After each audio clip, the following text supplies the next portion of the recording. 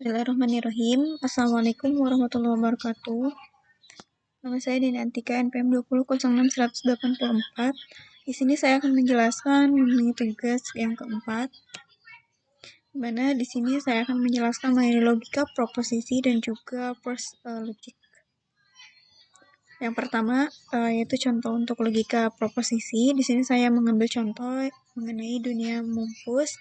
Yang pertama yaitu monster. Contohnya seperti ini, monster bernama Mumpus.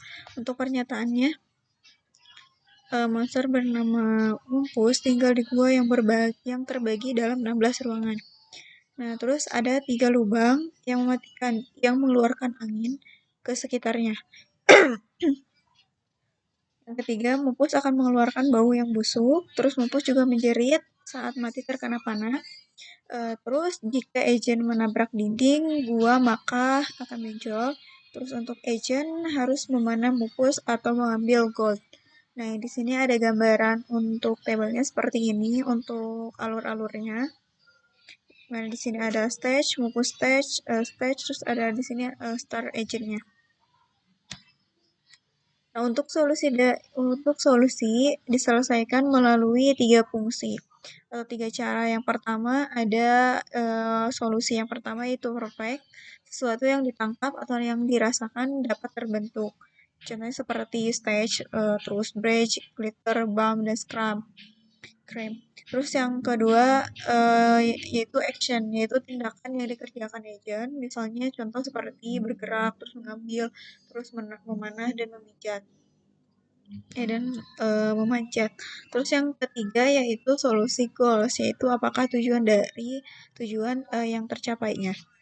Lalu untuk langkah-langkahnya, yang pertama ada representasikan fakta dalam bentuk proposisi logika. Contohnya seperti ini, di sini ada S1, kedua, di sini ada stage di kotak 1 dan juga 2. Terus B2 dan 1 ada bridge di kotak 2 dan juga 1. Lalu buat aturan dasar untuk mengetahui mengenai lingkungannya. Kita ambil untuk aturan dasarnya di sini R1, terus seperti ini bentuknya. Ini untuk aturan-aturan dasar yang akan kita gunakan.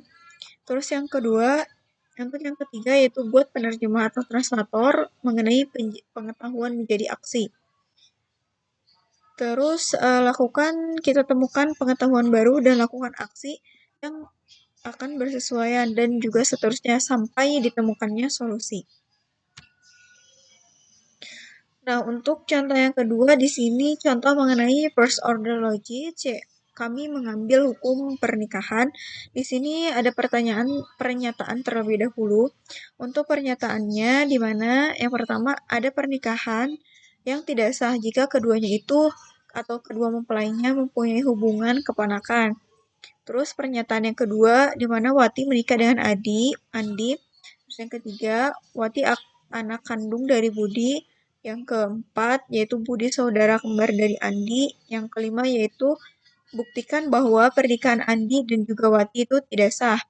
Untuk langkah-langkahnya, yang pertama di sini kita buat dulu kalimat-kalimat dari first order, yaitu predikatnya berdasarkan pengetahuan awal yang diberikan dari awal yang tadi. Terus yang kedua kita gunakan aturan inferensi untuk membuat kalimat yang baru sampai nantinya akan diperoleh suatu kesimpulannya.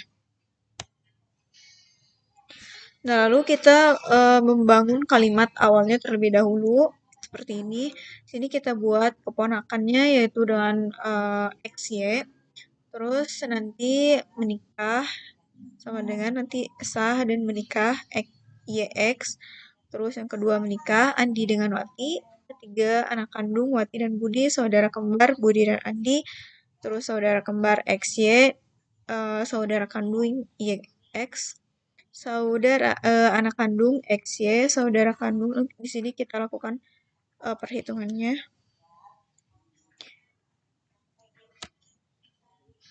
Nah, lalu kita lakukan proses inferensi. Pertama yaitu saudara kembar Budi, saudara kandung Budi dan Andi. Terus dan modus ponensnya. Terus yang selanjutnya yaitu kita lakukan saudara kandung dan Budi untuk pertanyaannya dan universal elimination-nya. anak kandung yaitu Wati dan juga Budi. Apakah Wati dan juga Budi ini anak kandung? Terus saudara kandung yaitu Budi dan juga Andi.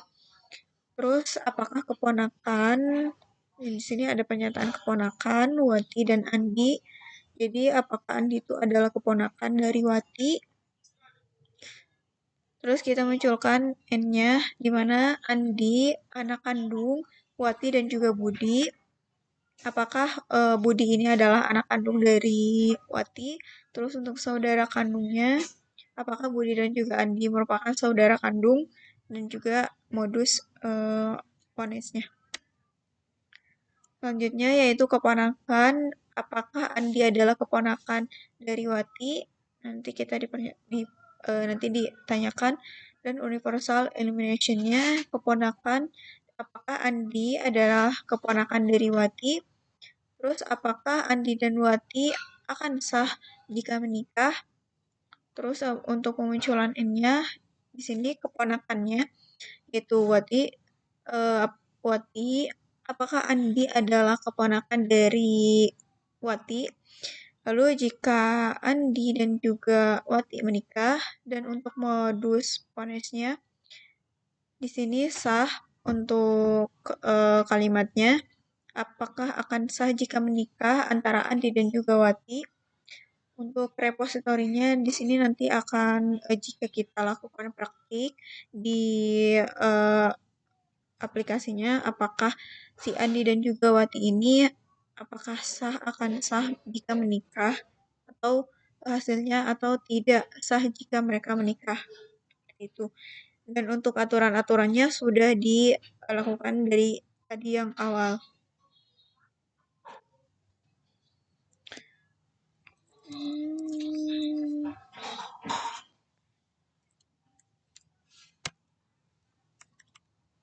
Nah, mungkin untuk penjelasan mengenai contoh dari logika proposisi dunia Mumpus dan juga contoh dari first order logic yaitu mengenai hukum pernikahan di mana di first order logic mengenai hukum pernikahan kita lakukan untuk pernyataan-pernyataan terlebih dahulu, lalu langkah-langkah yang akan ditempuhnya yang akan kita lakukan untuk mendapatkan hasil apakah apakah antara Andi dan juga Wati apakah mereka boleh atau sah jika menikah atau tidak.